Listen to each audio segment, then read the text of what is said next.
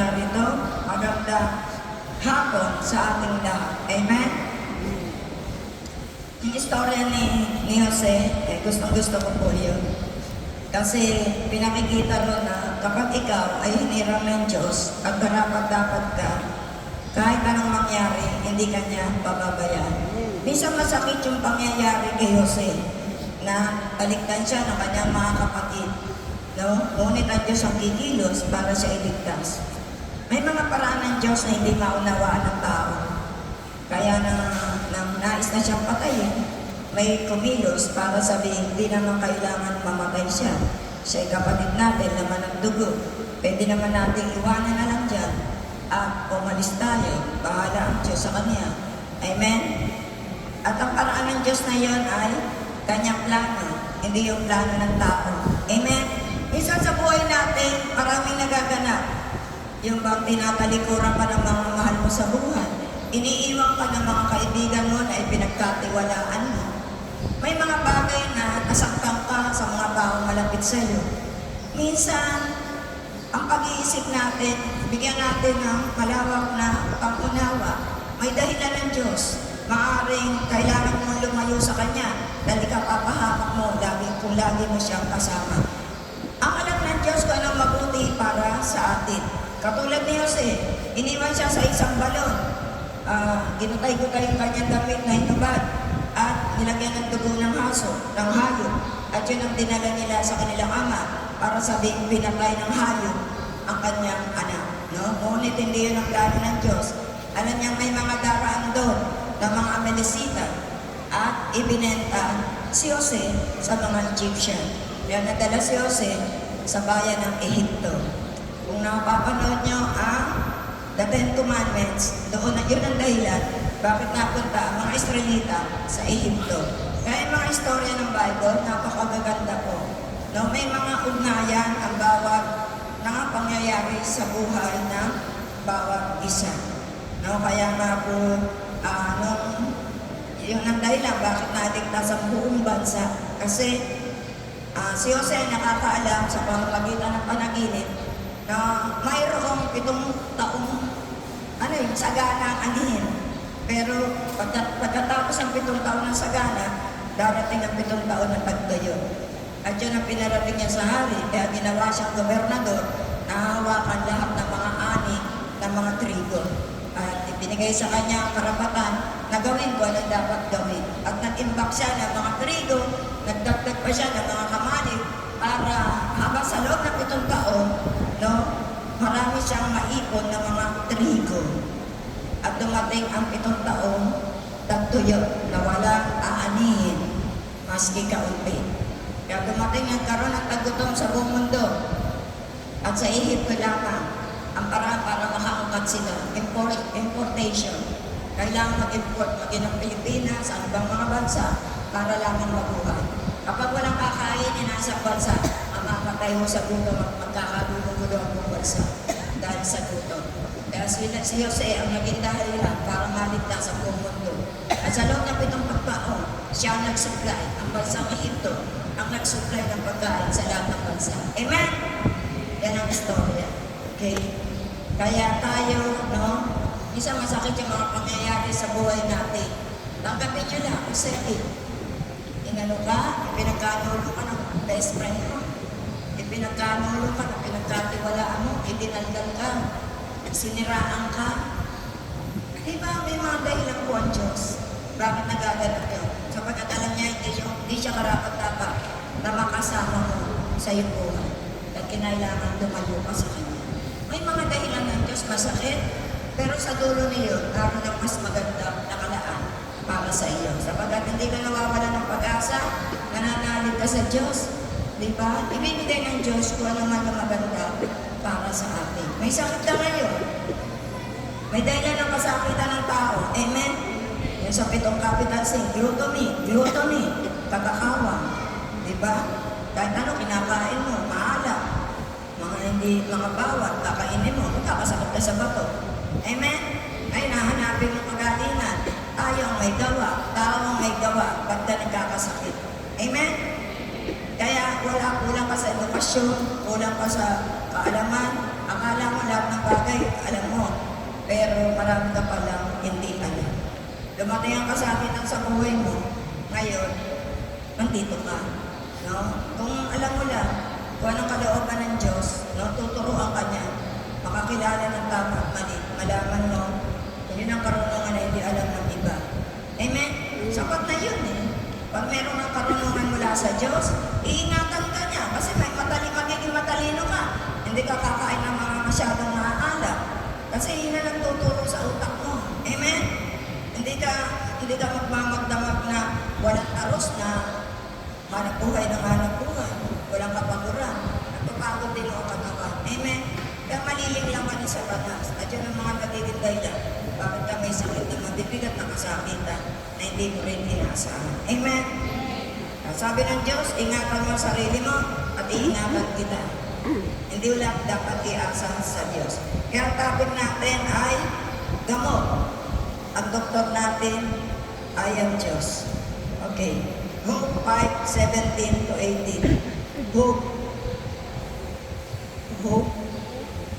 5:17 hanggang 20 Mapalad ang taong dinidisiplina ng Diyos na makapangyarihan. Ang pagtutuwid niya sa iyo ay huwag mong ipagdaramdam. Ginagamot niya ang kanyang nasugatan. Pinagagaling niya ang kanyang nasaktan. Sa tuwi-tuwi na ipanilin niya ay nasa iyo upang ikaw ay ingatan. Laging hanggang sumaklolo. Sa panahon ng paggutom, di kanya pababayaan. At kung sa digmaan ay hindi kanya iiwan. Ililigtas kanya sa dilang mapanira. Di ka matatakot sa kapahamakan. Kaguluhan at tagutom, iyo lamang tatawanan. At mababangis na hayo, hindi mo katatakutan. Ang salita ng Diyos. Salamat sa Diyos. Amen. Yan ang karunungan mula sa Diyos. Hindi ka matatakot kahit walang trabaho ang pamilya mo. Kasi nandun yung pananalig mo. Bibigyan ka ng karunungan ng Diyos. Matuto kang maghanap buhay. Amen. Matuto kang kumilos sa malinis na paraan na pagtatrabaho. Amen. Huwag di mo ikakahiyang bumagsak ang hanap buhay mo. Hindi ka dapat mahiya. Yung mga taong nahihiya, hindi tunay yung tao. Kasi bumagsak siya, nahihiya siyang malaman ng tao na bakit siya sa utang. Ba't ka mahihiya? Lahat ng nangyayari, wala kang dapat katakutan o mahiya kanina man. Ang ikahiya mo, ang gumawa ka ng mali, ang gumawa ka ng kasalanan, ang manakit ka ng kapwa mo. Amen? Di ba ikahiya mo? Hindi ko ano yung nagaganap sa buhay mo. May asawa kang atik, ano magagawa mo? Atik asawa mo. Amen? Tanggapin mo. Ikaw ang pumili. Yan ang buhay. It is reality. Okay? Kaya mapala ng tao, dinidisiplina ng Diyos. Dinidisiplina tayo dahil alam niya na marami tayong maling patutunguhan. Alam niyang mapapahamak tayo. Kaya siya ang kikilos kapag ikaw alam niya ang pagkatao mo. Alam niya sa puso mo may kabutihan ka. Kung akala ng iba, salbahe ka, pero sa puso mo may malinis na hangarin ka. Dahil wala tayong karapatang humatol. Ayon lang sa nakikita natin. Ayon lang sa kanilang ginagawa. Kung yung tao na yan, magnanakaw, o ano pa man, no? Hindi natin alam anong dahilan, ba't siya nagnanakaw. Amen? Diba? Pero sa puso niya, alam ng Diyos na napipilitan lang siya. Alam niya may mga dahilan. Kaya, tutulungan niya yun. Amen? Darating ang panahon, aayusin niya yung tao na yun. Kung naroon pa ang kabutihan sa kanyang puso. Pero kung talagang wala na, hindi nagsisimba. Kasi napakaganda po na may Diyos ka ba, masama ka. Huwag kang lalayo sa Diyos. No? Pero huwag mong gawing abusuhin ng Diyos. May mga tao, sabi nga ni Father, magpupunta sa simbahan, nanghihipo sa Nazareno, o nagbawas na kami ng kasalanan, babalik ulit kami sa pagnanakaw. Yun ang mali. Amen? Kung ang tao, dahil sa may nagawa siyang mali, tapos humingi siya ng tulong sa Diyos, tulungan mo ako, Lord, na makawala sa kasalanan. Ayaw mo nang magnakaw, sasabihin niya, kahit mahirap ang buhay namin, kailangan ko dahil may sakit ang anak, may sakit ang asawa, tulungan mo akong gumawa ng mali. O yung kung ang panarami ng nasa gitna ng kamalian at gayon ang dalangin niya sa Diyos, tutulungan Diyos sa kanya. Amen. Makakawala siya sa kanyang masamang ginagawa at makikita ng tao yun. Hanggat hindi nawawala ang pananalig sa puso niya at pananalig siyang may Diyos, babaguhin siya ng Diyos. Tutulungan siya sa gitna ng mga ganong mga bagay. Gusto niya ma-hold up. Meron ka agad na gabay sa kanya na hindi lang matulog ang kanyang pang-hold up. Kung ang tao lang yun ay naniniwalang may Diyos na tutulong sa kanya sa gitna ng mga pagsubok. Kaway-kaway kayo, Lord. Kaway-kaway. Dinidisiplina ka ng Diyos para kay tuwid. Kaya ka naghihirap kasi hindi ka lumalapit sa Diyos. Sariling paraan ang ginagamit mo. Hanap buhay dito, hanap buhay doon. Hindi mo naalala may Diyos na maaaring gumaan ang hanap buhay mo. Siya ang Diyos mismo ang magpapagaan ng buhay mo. Pero dahil na kalakang panahon, lalong lumibigat ang buhay mo. Yun ang dahilan. Kung alam lang yan, sabi ng salita ng Diyos, yung tao, pabagal-bagal, yung paidlip-idlip. Hindi ko lang matanda kung saan sa Ecclesiastico. Pero nang linapin ng Diyos, ay binigyan ng magandang buhay. Pero naman trabaho ng trabaho, araw-gabi, kahit anong gawin paghahanap buhay, naguhulog lang ng mga salapi sa buslong butas. Walang nangyayari sa kanyang buhay. Bakit? Hindi niya kilala ang Diyos. Wala siyang panahon na, alam mo, napakalagay maniwala ka lang may Diyos. Yung kahit anong hirap ng buhay mo, nakakarating ka sa simbahan, nagdadasal ka ng tao sa puso. Iniiyakan mo ang Diyos dahil sa nangyayari sa buhay mo. Kaso ang tao nga, nahihiya makita ng tao, nahihiya makita ang lumuluha, lalo na mga lalaki. Si brother Tino, umiiyak yan sa simbahan. Nung may sakit siya, sabi niya, pagalingin mo lang ako kasi sumukaw siya ng dugo. No? May anak na siyang isa. Kaya sabi ng nanay ko, marunong lang mag-alaga at matapang. Kaya sabi niya, walang papasok sa kwarto. Nang malaman namin parang matagal na sumuka pala ng dugo ang kapatid ko. Nung sa baga, sakit kasi nga, di ba, nagtintor ho siya. Kaya kung sa kalooban ng Diyos na sa anibersaryo, makagawa ako ng drama, gumagawa ako ng script para ano yung kanyang buhay mula sa panahon na nagbibinata siya hanggang sa mag-asawa, hanggang sa makalapit siya sa Diyos. Gumagawa pa naman ako. At kung may gusto maging actress, sabihin niyo lang sa akin. Magdadaming tayo sa tayo gagawa ng isang drama. Okay? Kaya sana mapalooban ng Diyos. Maganda ang istorya niya. Nagkasakit siya. Sabi ng nanay ko, huwag kang mag-alala, huwag kang mag-intindi. No? May isa kang anak, maliit pa nun si Carolina, kapapanganak lang. At kami, talaga hindi pwede makapasok sa kwarto, siya lang pwede pumasok. Kami yung asawa, hindi kayo pwede pumasok ako lang. At alam niya kung paano mag-immunize ng mga gamit ng kapatid ko, kaya walang nahawak sa amin. Kasi matalinong nanay ko, third year college siya, so home economics teacher.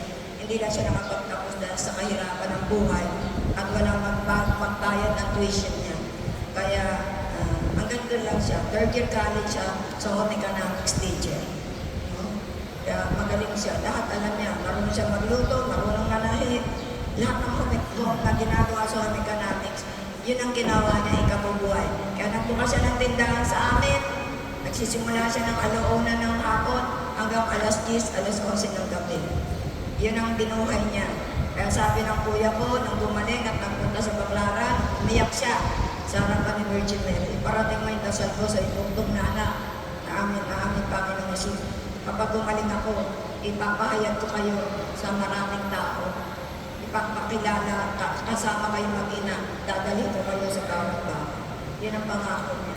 Kaya pinagaling siya, sabi niya sa nanay ko, Nay, kapag ako'y maayos na ang buhay, hindi ka na magtitinda. Amen? Kaway-kaway kayo. Okay. Awit 30 verse 2. Awit 30 verse 2.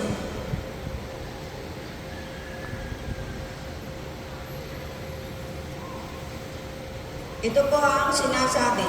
Sa iyo, Yahweh, aking Diyos, ako'y dumaig at ako na may iyong pinagaling. Tinago mo ako mula sa libingan at mula sa hukay ako'y muli mong binuhay. Ang salita ng Diyos. Salamat sa Diyos. Spiritual, patay tayo. No, kaya kailangan mo nang pagalingin ang spiritual na katawan bago gagaling ang katawang physical. Kahit mga may sakit, unahin niyo muna ang spiritual na katawan. Anong kailangan? Confession. Pumunta sa mga kaparian, mag-confess kayo. Huwag niyo ikahiya. Amen. Kung nahiya kayo sa mga parokya niyo, pumunta kayo sa Quiapo. Araw-araw may confession doon. Magtanong lang kayo doon kung saan. Pero sa loob ng simbahan, may confession every day. Kung malayo kayo sa malapit kayo sa Baklaran, ang Baklaran ganun din. Araw-araw may confession. Amen. Mag-confess muna kayo. Pagalingin niyo muna yung spiritual na katawan. Hindi kayo gagaling hanggang na spiritual na katawan na hindi magaling. Kapag pinagaling ng spiritual na katawan, susunod na ang physical na katawan. Amen. Kaya hindi gumagaling ang iba. Hanggat hindi ginagawa yung tungkol sa spiritual, magtatagal lang kayo. Hindi kayo gagaling. Kung ano mga problema nyo, kailangan nyo talaga hihingi sa Diyos na pagalingin ang spiritual na katawan nyo. Kahit sa buhay, naghihirap. May mga dahilan nyo yan, ba't naghihirap ang tao? May mga kasalanan po ang bawat isa. Kailangan mo ng spiritual na katawan ang pagalingin. Susunod, gaganda na ang buhay nyo. 100% yun. Magkakaroon ng kapayapaan ang mundo nyo. Amen? Amen. Purihin natin ang Diyos na buhay. 103, awit 103. Diba ito'y madalas makuha ni Brother Ding? Awit 103, 2 to 5. Si Yahweh papurihan aking kaluluwa at huwag mong kaliligtaan, mabuti niyang gawa. Ang lahat kong kasalanan siya'y nagpapatawad, siya ang nagpapatawad. At anumang aking sakit, ginagamot niyang lahat. Sa bingit ng kamatayan, ako ay nililigtas at pinagpapala ako sa pag-ibig niya haba. Sa sarili ang dulot niya ay kasiyahan na akong buhay. Kaya naman ang lakas ko ay lakas ng kabataan. Katulad ng sa agila, ang taglay kong kalakasan. Ang salita ng Diyos! Totoo po yan pag nasa Diyos po kayo. May lakas ka, nakakapaghanap buhay ka. Nung araw ko, pag namimili ko sa Divisoria, 4 na kargada dala ko. 4. Dalawa ng kamay ko eh. Sasabihin ng tricycle, sakay ka na, sisigilin ka 500. Mula Divisoria, palengke ng Divisoria, doon sa Santo Cristo, dulo-dulo, Santa Elena. Tapos dadalhin ka sa terminal. Ang mahal sisigilin, 500, pakikitain ko. O ang gagawin ko, hindi na. Ganakarin ko yun, dalawa-dalawa, pupunta ka doon. Babalik ako yung dalawa, pupunta ko doon. Titignan ko yun, baka may kumuha. 4 na kargada. Nakapili ko ng trolley. O, di may trolley ako. Kailangan pa dahil may iwan pa yung dalawa. Marami ako kasi na mamili. Kasi gusto ko virtual. Para isang balikan lang. Hindi pwedeng gagastos ako, mamapasahin ko. Konti lang ang bibiling ko. Ano pakikita? Ganun ako. Kaya ito nga masasakit sa akin. Hindi pa ang masakit sa akin, kundi yung mga kamay ko. Kasi nga sa mga binubuhat. Isipin nyo, siyempre, alam ko naman yun. O, bubit-bitin ko. Layo ko ng Divisoria mo. Yung pinakadulo, Santa Elena, Santo Cristo, Pulgueros, Kapisado ko po yan. Juan Luna. Asunsyon ang dulo. Ito na ako sa dulo-dulo. Yung alakaran mo yun hanggang doon sa dulo ng terminal ng RL. Alam niyo yun, di ba? Baliwag at RL. Ang mahal pa sa Baliwag. RL pa. Nag-uuna pa sa RL para ka lang makasakal. Diba? Alam niyo, ang buhay, hindi yung lahat laging maganda. Hindi yung lahat ay may pera. Huwag niyo sabihin, kasi kapatid ka ni Brother Ting, hindi mo naranasan yung kalukuhan mo. Hindi maranasan bakit lang kaya aasa mo sa kapatid mo. Hindi naman magbibigay sa'yo na parang ano yan eh. Matuto ka, maging independent, matuto ka tumayo sa sarili mong paa. Ganyan ang pinapananaw sa amin ng nanay ko. Hindi ka dapat umasa kanino man. Magtrabaho ka. Tutulungan ka lang ng kapatid kung kailangan. Kung may sakit sa pamilya mo, pwede kang lumapit. Pwede yung pangkabuhayan. Hindi ka tutulungan ka minsan, pero hindi ka.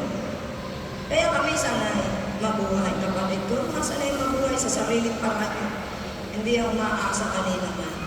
Kaya kami lahat na magkakapatid, sanay kaming mamuhay. Kung ano hindi kami palagain, hindi kami yung hingi ng tulong, utang dito, utang doon, di mo na kaya magbayad. Amen, titiisin mo ang buhay.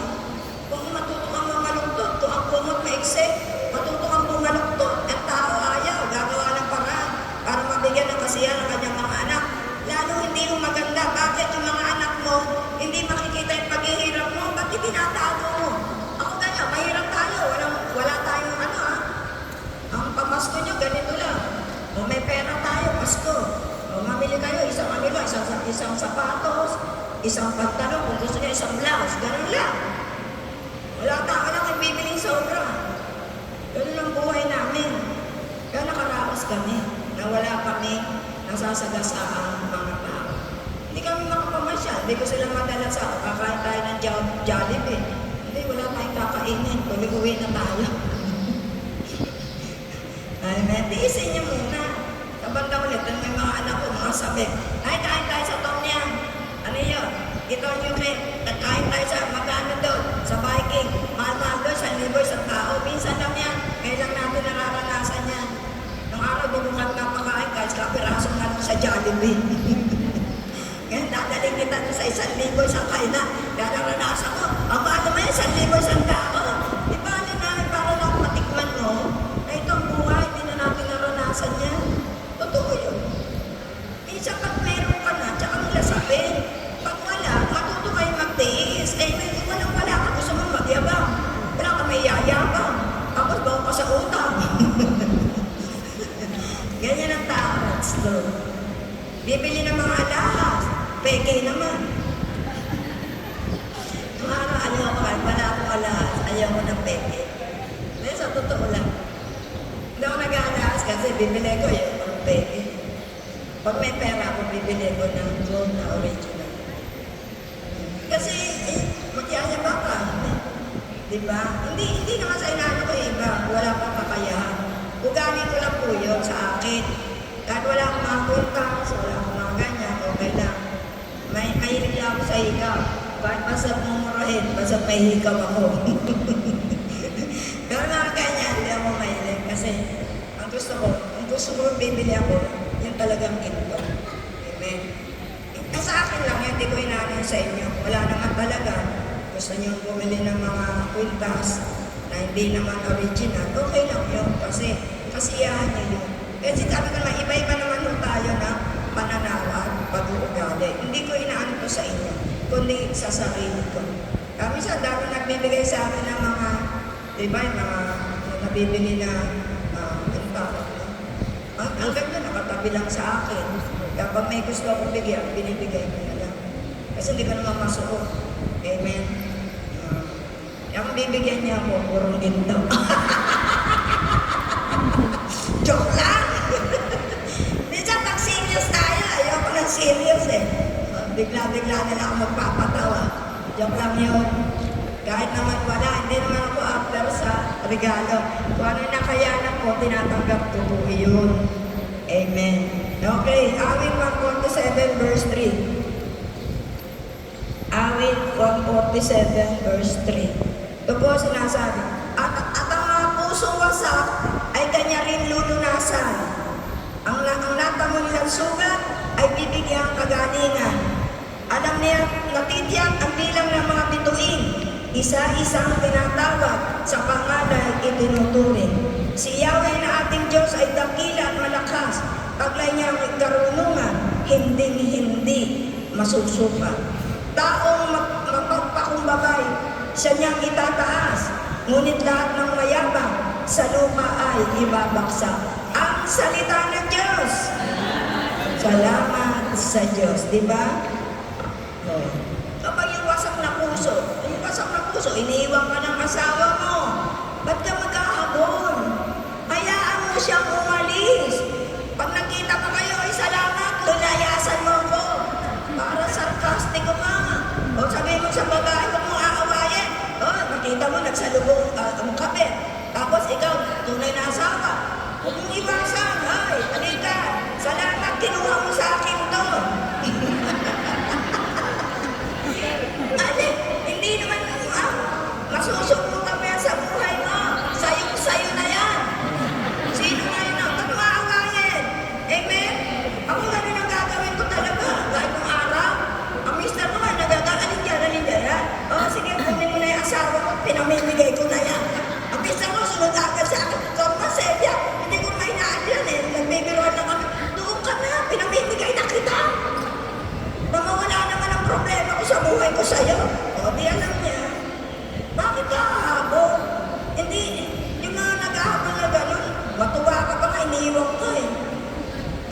Maring ang buhay ka. Masaya kayo. Wala ka asawang kala mo, hari. Tignan mo kape. Ha? Yung brief ko, maliligo ako, no? Ganyan, mga lalaki. Ganun ang mister ko eh. Yan nasasabi ko. Tuwalya, wala akong tuwalya. Diyos ko, papasok ka ng banyo, wala akong dalang tuwalya. Diba? Hindi, totoo yun. Masuswerte yung mga babaeng mahuhusay na asawa. Tapos kayo naman yung mga walang niya. Kayo mga kaito. Nagtete po kayo sa mga babaeng na asawa. Sana binigyan kayo ng salbahang asawa eh. Para nakakita niyo na ang buhay eh. Okay, wala talaga swerte-swerte lang. Amen. Yun ang buhay. Wala ka na mga pwede ba itapon? Pinalalayas na, ito umalis. Yung iba nahabol na habol. Ako bang naririnig na nahabol mo yan? Diyos ko. Kasi ang lalaki abang hinahabol. Lalo nagpapahabol. Akala mo tutuwa ako.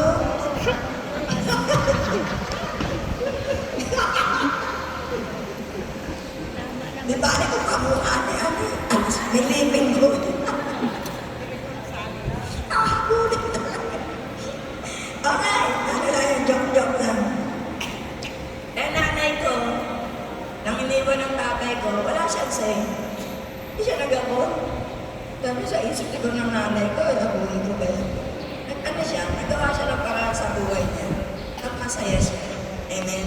May mga anak siya. Nakita ng Diyos na hindi naman siya pinipaya. May pera siya. Dahil marunong siya mananap buhay. Di ba, pag darating ang tatay ko, musta na karagay? Ay, kapting ang tatay ko. Kumain ka na ba? Yung tata mo, sa isip-isip ko, lalasunin ko. Maano ako, ayaw ko ng ganun eh. Kaya ako galit sa tatay ko talaga. Ako pinakabunso, ako galit sa kanya. Sabi ng kapatid ko sa Denya, natatanda ba sa niya? Kapag ang tatay dumarating, nag-iiwan siya ng hamburger. Hindi ko na natatandaan yun.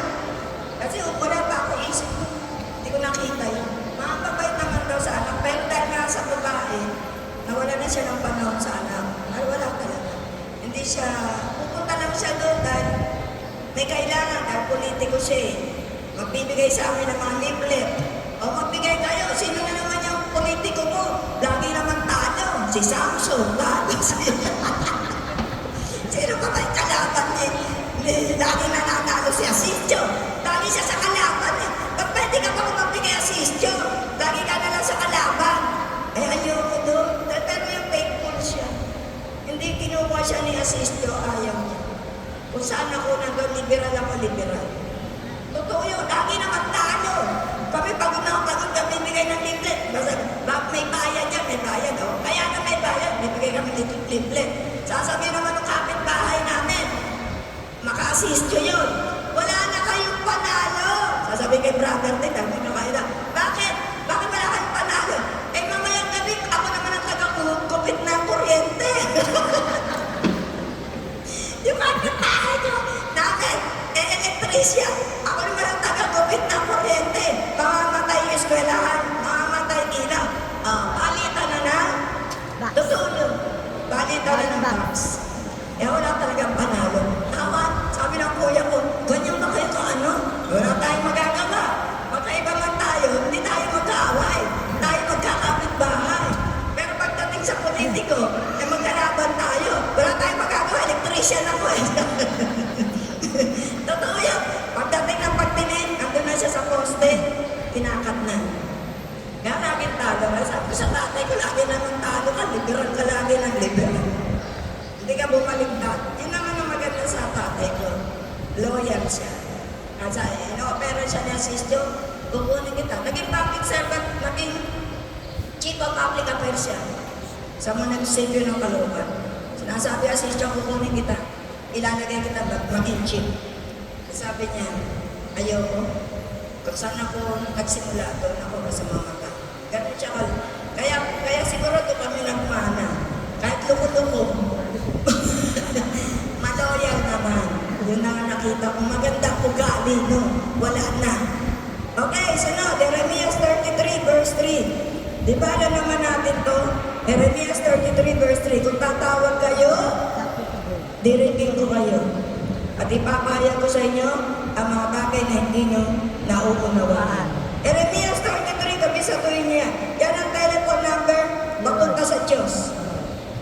Jeremias 33, verse 3. Kung mananalangin ka sa akin, tutugunin kita. At ipapahayag ko sa iyo ang mga bagay na dakila at mahiwaga na hindi mo pa nalalaman. Ang salita ng Diyos.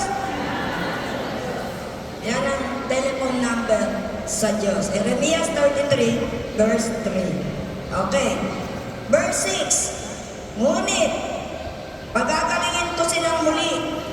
Hahanguin ko sa kahirapan ng Huda at Israel.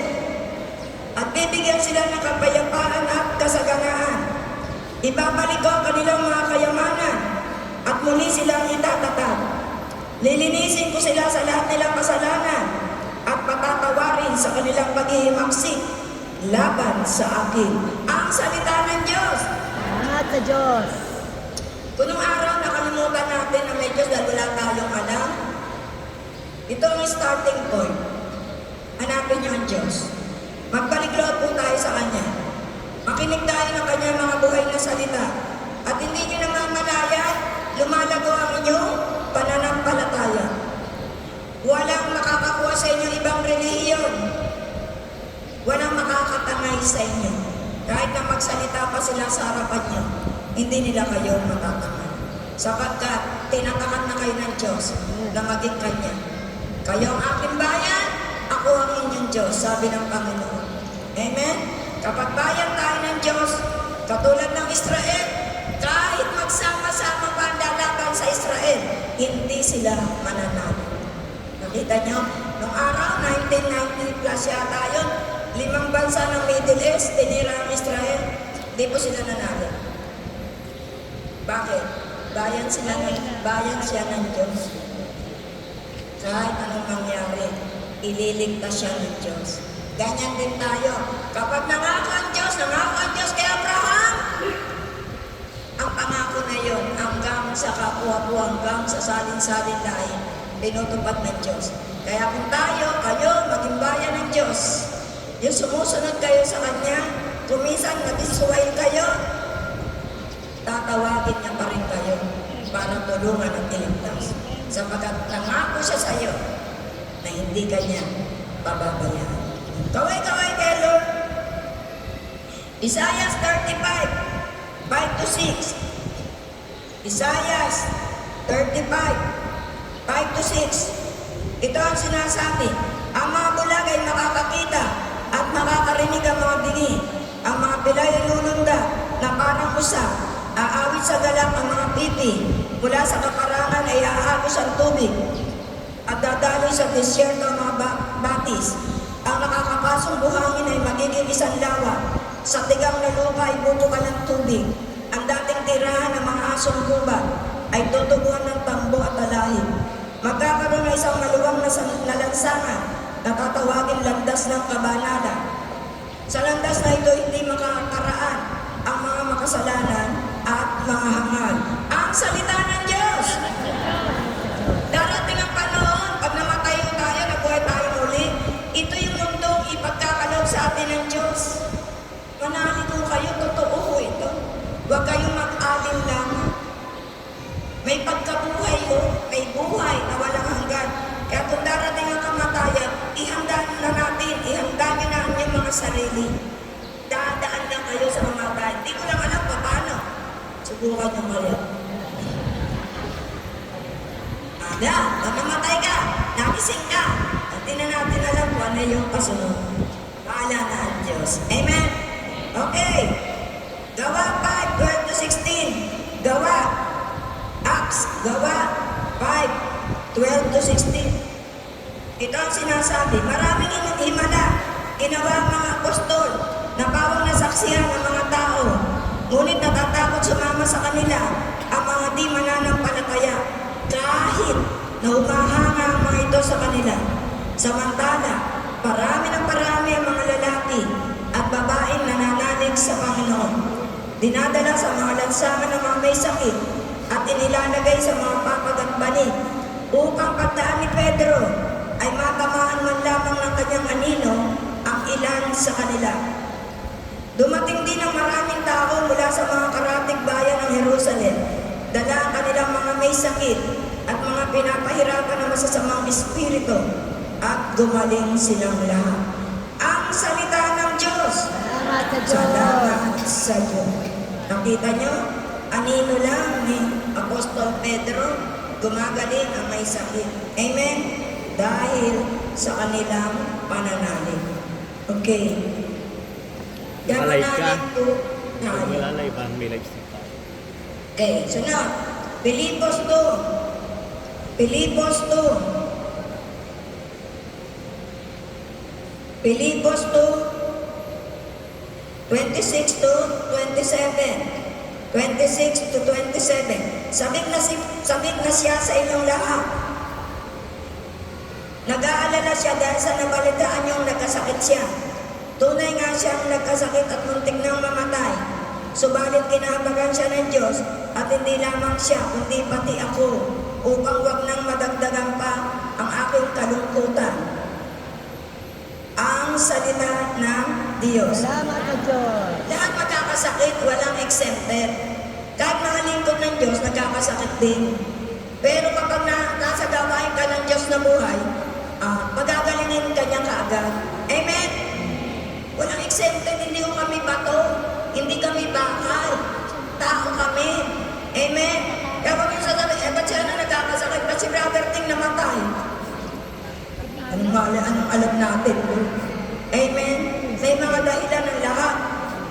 Hindi ko rin alam na madali na sa ganong edad na 70 plus, mawala ka agad siya. At hindi ko rin akalain na ako ang ipapalit. Amen? Minsan may mga plano ang Diyos na hindi natin plano at hindi natin alam kung anong dahilan. Amen? Bakit ako ngayon narito?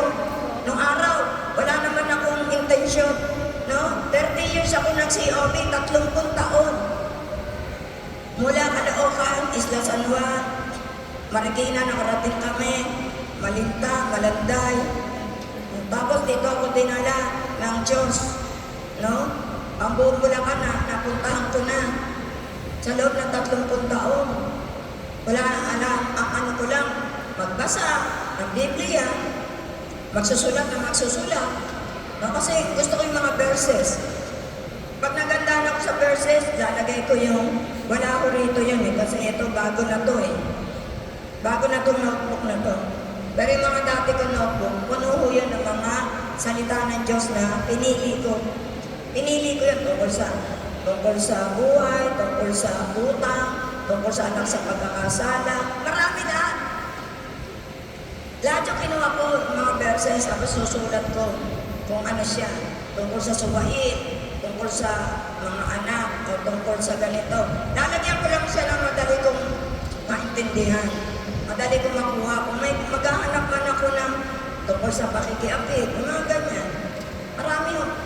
Kasi pag wala akong magawa sa bahay, tapos na yung trabaho ko, hindi ako maagang makatulog eh. Yung mister ko, pagkakain ng hapunan niya, tulog na yun. Ako, natutulog na yun, gising pa ako. Eh, hindi umaano yung mata ko, hindi mapinit yung mata ko, ano gagawin ko? Kung nung tulog na siya, gagawa na ako. Nagsusulat ako, bumili pa ako ng typewriter noon. Sabi ko, kailangan lang naman ako, pero kailangan ko. Kasi nagtatype ako, nahirapan ako masulat, type ko yun. Kaya may typewriter ako, nasira nga. Eh wala nang manual ng typewriter, yung ano na eh. Electrical na, ihirap na ako, ang bilis eh. Eh yung ganun, sanay ako pag ganyan-ganyan. Meron ako, bumili talaga. Kasi gusto kong meron ako mga record.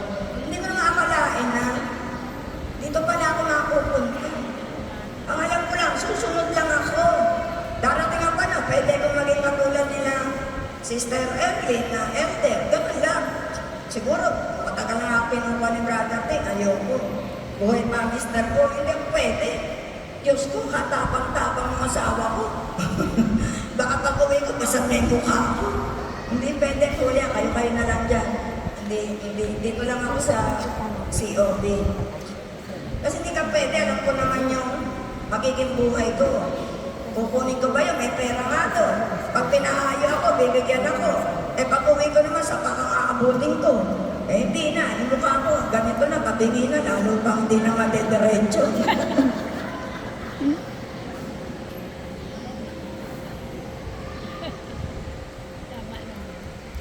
Imbis na may konting ganda, lalo pang nabaliktad. Totoo ka na ba ako? Matag ka rito na intercessory meeting ngayong Friday. Natawagan ako, ba't di ka umaten? Hindi nga ako pwede, kulit-kulit mo. Kayo dyan, dito na lang ako sa Bulacan. Hindi ko naman akalain na tinitrain pala ako ng Diyos. Hindi ko akalain, di ba? Biro mo. Ang dami kong nakuha mga topics. Ang dami ko talagang nagawa. Lalo yung kapatid ko, gagawa yun, bebenta niya. Eh, matalino ko. So, yan, benta mo to. Magkano? 250. Eh, wala. Nangihinaya kong bumili ng 250. Punta ako sa Malolos, magkano lang, ganon. Xerox, 50 sentimo. Xerox mo lahat dyan. Bibenta ako. Hindi ako bumili. Binenta ko yung kanya sa iba. Ayan na yung bayad. Hindi ako pumilis. Nangihinaya ko talaga ako. 50 centimos lang yung magkano lang ginastos ko. Wala pa, 50 pesos na. Tsaka ako ipinahin. Hanggang ngayon, hawak ko yung topic ng kapatid ko. Bukod yun sa topic ko, may topic siya. Dalawang set ang nakuha ko. Ang ate ko, nabenta mo ba? Hindi ka bumili? Hindi. Hindi ko naman sinabi, sinerox ko. Hinawakan ko na eh, ba't hindi ko pa magagamit?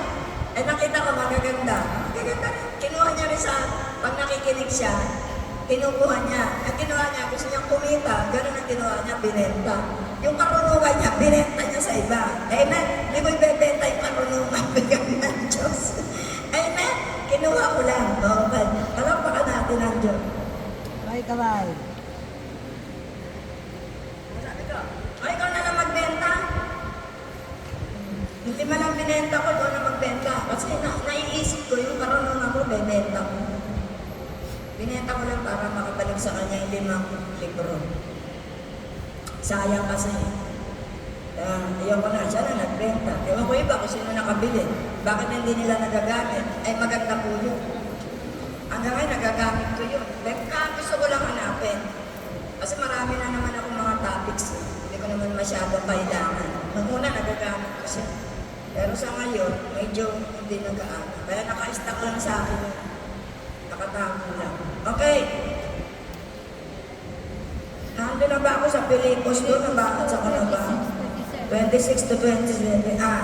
Kaya tanggapin niyo siya ng buong galak bilang santunay na lingkod ng Panginoon. Igalang niyo ang mga taong tulad niya. 27. Teka. 26 to 27. Nasabi ko na, nagkakasakit. Okay, Santiago 5, 15 to 16. Santiago 5, Santiago 5, 15 to 16. Kaya kung gagawin kayong pahayo, dapat prepared po kayo. Yung mga baguhan na ini-starting kong makahayo, nag-aaral po kayo. Hindi pwedeng aasa kayo na wala kayong sariling pag-aaral. Nakinig mo kayo sa iba, kasi iba ho ang pagpapaliwanag ng sino man sa atin. Halimbawa, kung kumopya man ako ng topics nila, halimbawa, di ba, may kumopya ka, iba naman ang paraan ng pagpapahayag. Kaya pwede niyong gawin niyo. Hindi naman natin malalaman niya kung walang nagsalita, katulad ng kala brother Tim, kala brother Nayo, kala brother Marcelo. Nakuha ko po yung mga topics nila. Siyempre, iba lang ang paraan ng pagpapahayag ng bawat isa sa atin. Ang mahalaga, meron kayong topics. Hindi pwedeng wala. Maiikot kayo ng iikot. Kung saan babalik kayo, yun din ang sasabihin niya. Eh dito nakakaano ka isa-isa. Okay? Kaya tinuturuan ko po kayo para meron kayong idea kung ano dapat yung gawin. Santiago 5, 15 to 16. Pagagalingin ng Diyos ang may sakit dahil sa panalangin may pananampalataya. Palalakasin siyang muli ng Panginoon at patatawarin ang kanyang mga kasalanan. Kaya nga ipagtapat ninyo sa inyong mga kapatid ang inyong mga kasalanan at ipanalangin ninyo isa't isa upang kayo gumaling. Malaki ang nagagawa ng panalangin ng taong matuwid. Ang salita ng Diyos. Kaya ang mahalaga ay confession. Huwag naman kayo mag-public confession na istorya na makakasira ng reputasyon nyo. Lalo may mga dalaga, may asawa, mag-ingat po kayo. Hindi dapat na i-public confession nyo yun. Sa pareho kayo magsabi. Kasi ang pareho, hanggang doon lang sa kanila yung mga lihim na mga bagay na makasisira sa pagkatao ng isang tao.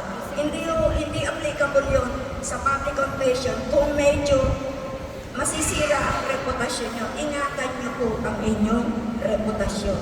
Sa pareho kayo magsabi, lalo na may asawa ka, dalaga ka, doon kayo magsalita ng kasalanang nagawa ninyo.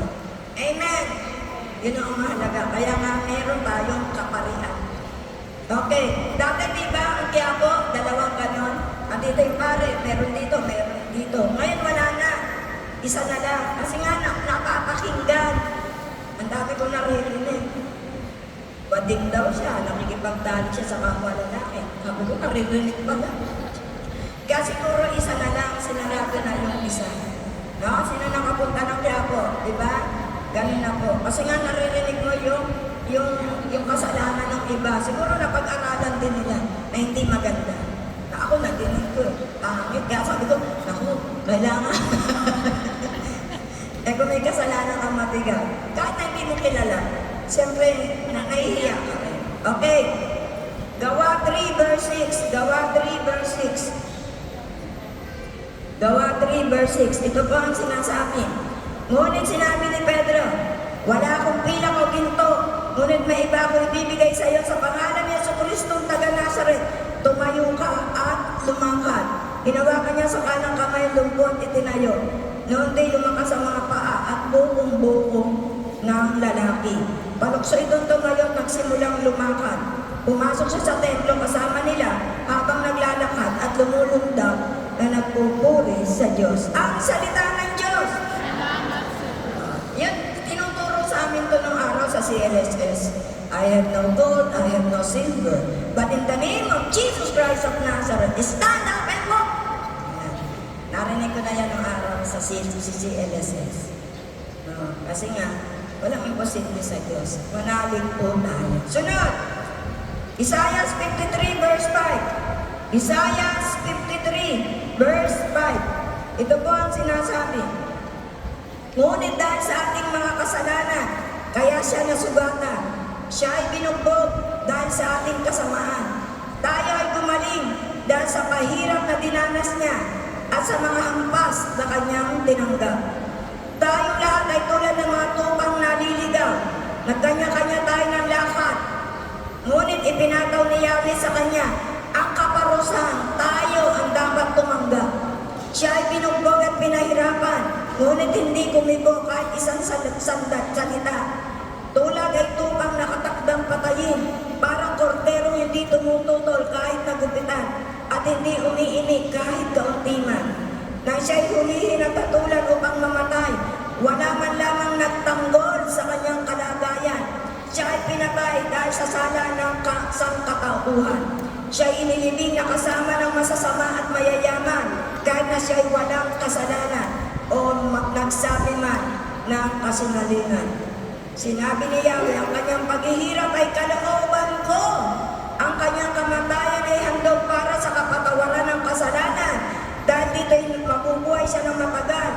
Makikita ang lahing susunod sa kanya at sa pamamagitan niya ay maisasagawa ang aking panukala. Ang salita ng Diyos.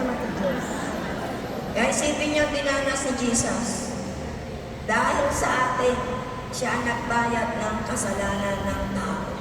Kaya madali na tayo makarating sa Ama. Manalangin ka na, mag-confession ka na, lahat ng kasalanan mo, pinakamasamang ginawa mo, kakalimutan na ng Diyos. Ang kailangan lang natin magbagong buhay. Huwag nang balikan yung dati nating buhay. Nakita niyo si Jesus? Wala ho yan saklot. Kita yung pag-aari niya. Kung tuloy siya o hindi tuloy.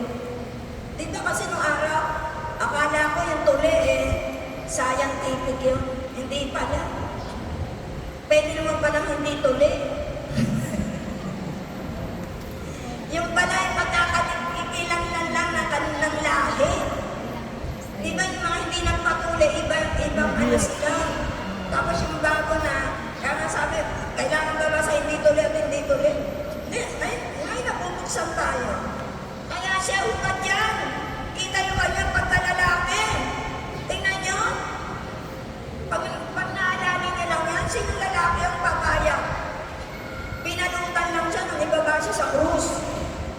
Inubad siya. Yung kahiya niya, ginawa niya para lang sa atin. Hindi mo matutumbasan. Na kahit anong klaseng paglilingkod ang ibigay niyo sa Kanya, hindi kulang pa yun. Kaya wala kang dapat ikwenta. At ubusin niyo yung panahon niyo sa paglilingkod, kulang pa yun. Amen? Ano natin ang Diyos na buhay? Okay. Kahit nagkukwenta, mahalaga kayo sa Diyos, hindi yun. Walang mahalaga sa paningin ng Diyos. Binibigyan lang tayo ng halaga ng Diyos dahil nilikha niya tayo. Kahit katungkulan niya, nilikha ko kayo. Kaya tungkulin ko kayo yung pangalagaan at iligtas. Yun ang pangako niya, katungkulan niya. Nilikha niya tayo. Diba pag ikaw lumikha ng isang bagay, pag sisirain niyo ng iba, diba hindi ka papayag, nilikha mo yun eh. Nag-drawing ka ng maganda. Oh, wawasakin mo na. Bakit ikaw ba gumawa? Nagpakahirap ako, talino ko, nilagay ko dyan. Ganyan din, siya ang may likha sa atin. Amen? Walang sino mang makapag-aano ng buhay natin, kundi ang Diyos lang. Kahit paglilingkod natin, huwag niyong kukwentahin. Kung may talino kayo, ibigay niyo sa Diyos. Huwag niyo sabihin, mahalaga kayo. Amen? Kung ikaw ang mahalaga at ayaw mo maglingkod sa Diyos, baliwala ka. May isisilang at isisilang para pumalit sa'yo. Nagugulat lang ako sa mga tao magagamit ng Diyos pero nagmamalaki. Ay ako pag nabi, alis ka. Kung isang mawawala, 10 ang kapalit mo, baka 100 ka. Amen? Kaya lang natin naalala ang umalis siya dahil sa Kanya. Kawawa siya. Mas lalo siyang magpapahamak hanggat maaari. Inaamukin natin, hindi dahil kawalan ka. Kundi, nahabag ka sa Kanya. Dahil alam mo kung ano, pag nawalay siya sa Diyos, alam mo kung ano mangyayari. Amen? Kaya lang ang tao, matigas ang puso, matigas ang loob. Yung pride, first capital sin, pride. Hindi matutong bumaba, magpatawag, makaunawa. Pride. Yan ang kapag ang pumasok sa puso ang pride, wala na. Baksak na isang tao, matatangay ka na ni Satanas. Pag wala ka sa presensya ng Diyos, si Satanas na, pwede ka niyang pasukin. Pwede siyang gumawa sa'yo ng masama. Pwede turuan ka niya. Dadagdagan niya yung galit sa puso mo. Ganun na yun. Hanggang sa totally, mawala ka na. Hindi nila alam yung galaw ng kalaban. Dapat alam mo. Ang kalaban mo natin, di tao. Kundi si Satanas. Pag nagdamdam ka sa nagsalita, tuwan-tuwa yun. Umalis ka na dyan. Hindi ka binibigyan ng halaga. Iba yung natitingnan sa tinititigan. Diba? Ayan, nagdamdam ka, lalo niyang dadagdagan yun. Hanggang sa matuto kang magdesisyon ng mali. At pag nagdesisyon ka ng mali, may backup, may ano naman sa iyo, may ano tawag doon? May balik naman sa iyo yun. Ikaw naman ngayon ang magdurusa. Hindi naman yung tao pinagdaramdam mo. Yung tao nandyan, masaya, nakangiti. Diba? Kaya ako kahit mainisin ako, bahala ka sa buhay mo. Magsawa ka ng kaiinis. Lalo rin kitang iinisin. Kaya matatalo ka eh. Kailangan labanan. Amen? Iinisin ka para mawala ka ng araw, ganun ano? Yung mga taong samahan pa lang tayo. Mga alam ko, may mga damdam to sa akin ha. May meeting! Naatay na ko. Siyempre, kailangan hindi ako tinawag. Nagme-meeting, hindi ka nila masita. Hindi nila masabi yung gusto nila sa'yo. Nagkong kasama ka. Pag wala ka, pag-uusapan ka. Totoo yun, kaya pag may meetingan sa inyo, harap kayo, attend kayo, makikinig kayo. Pag nawala kayo, maraming chit. Ayun si sister, nawawala na, gano'n. Diba, talaga naman kung siniwala yun ang pag-uusapan. Alam ka naman yung nandun ang pag-uusapan mo. Di ba, parahin ka. It is the instinct ng tao. Amen?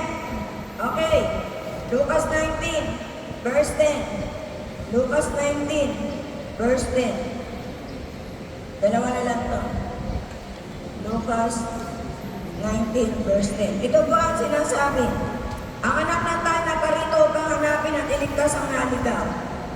Ang salita ng Diyos. Salamat sa Diyos. Sunod, Marcos 2:17. Marcos 2:17. Last. Ito po ang sinasabi. Narinig ito ni Jesus kahit siya ang sumagot. Hindi nangangailangan ng manggagamot ang walang sakit, kundi ang may sakit. Naparito ako upang tawagin ang mga makasalanan, hindi ang mga matuwid. Ang salita ng Diyos. Salamat sa Diyos. Wala ko kayong papanigan. Ang sino man tao na gusto lumapit sa Diyos, tanggapin niyo.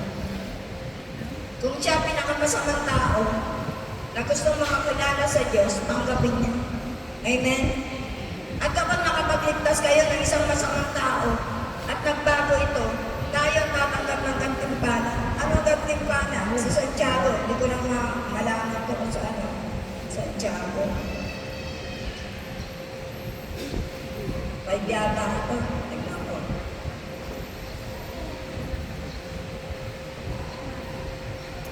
Santiago 5 verse 20. Ito ang tandaan ninyo.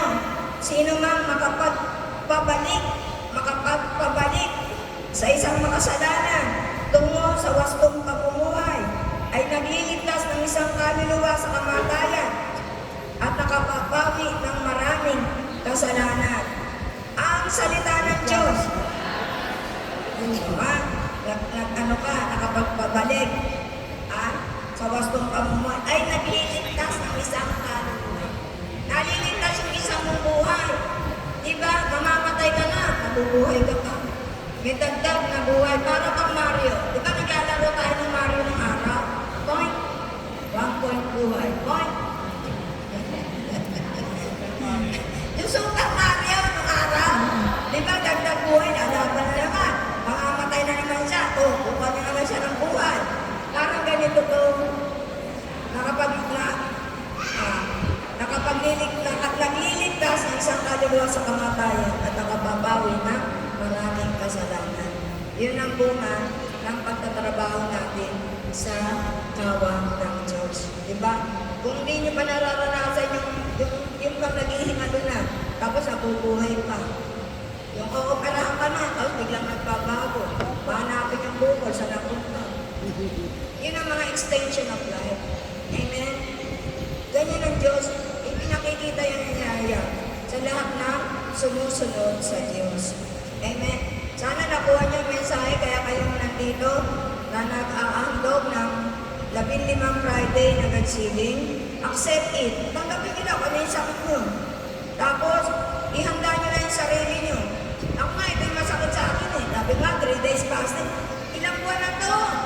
Wala ka to ng 2025. Siguro, mga October. Ang sakit to niya. Hindi ko maiganon. Natutulog ako, magigising ako. Gumaling lang nito ng 3 days fasting natin. Ito lang. Airless. Kahit anong gawin ko, pino-compress, pinapahilot, nakailang hilot na ako sa sauna. Papahilot ako kada linggo. Masakit pa rin. Eh nung huling ano dyan, ng fasting, lalong tumindi. Dahil nag-compress ako eh. Nag-compress kami ng mainit na tubig. No? Martes yun. Mertes, lalo sumakit. Hindi ko lang pinapalata. Ang sakit gagano ko. Ano kayo tinatawag na frozen Shoulder. Matagal pala yun. Alam niyo, nung nagpipray lang ako, okay Lord, hindi matanggal-tanggal, ang tagal na eh. Ha? Okay. Ayaw mo alisin to ha? Hindi, totoo yun. Ayaw mo tanggalin itong kirot na to ha? Eh, buho yan hanggang dito. Manilipat dito, lilipat dito, lilipat doon sa likod. Hindi ko maabot yung bra ko. Ayan, abot ko na. Hanggang dito lang yan, hindi ko maabot yung bra ko.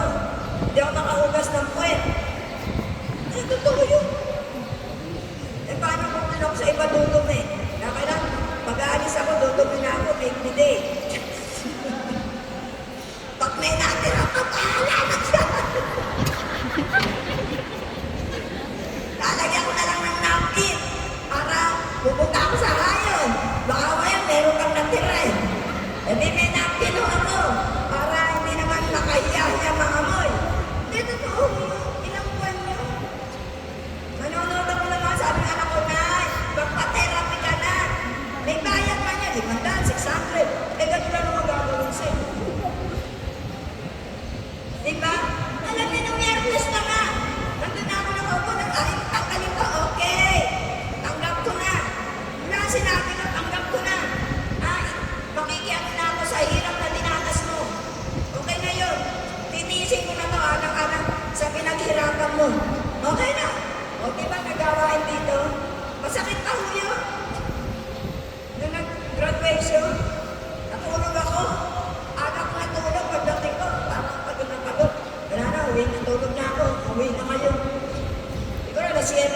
na ako pagkat alas 8. Wala na akong ginawa, yung mga gagawin, wala na, bukas na. Pagising ko, ayun, wala na yung Aanturin ko, nagnaredyo, hindi ako nagising. Kasi magigising ka. Pag ang wala na. Tingnan niya, Diyos, i-accept mo lang pala. Tanggapin mo kung ano ang accept eh. Dahil bakit si Lord, kung hanggang saan niya gusto ibigay sa'yo. Amen? Kung gumaling na di ko na malaya, tagal na tagal, may 6 na buwan na yata. Ano na, 2025, nagpakulang paano ako kay Jane. Nabasa kasi yung, eto, binasa. Doon, pag-uwi ko, sasakit na niya. Eh, nagpahilong pa ako yung Maricol. Kasi nga masakit na, marahilutin mo na. Eh, nagyaya ang peche. Eh, siyempre, babasahin yung ulo. Doon na nagsimula. Ganun pala yun. Pas na doon sa alam. Hindi ko alam. Ang yari na eh. Wala na. Kaya sana nakuha niyo, sumunod lang kayo kay Lord at accept it. Kapag gusto ibigay ng Diyos, ang dali lang pala sa Kanya. Sa isang pitik lang ng kamay niya, andun na yung kagalingan. Sa isang tinig, lalapin sa Ama, sa Anak, at sa Espiritu Santo, kapalang ang sa unang-una, ngayon, mapakailanman, pagpa sa walang hanggan, Sa pangalan ng Ama, ng Anak, at Espiritu Santo, Amen.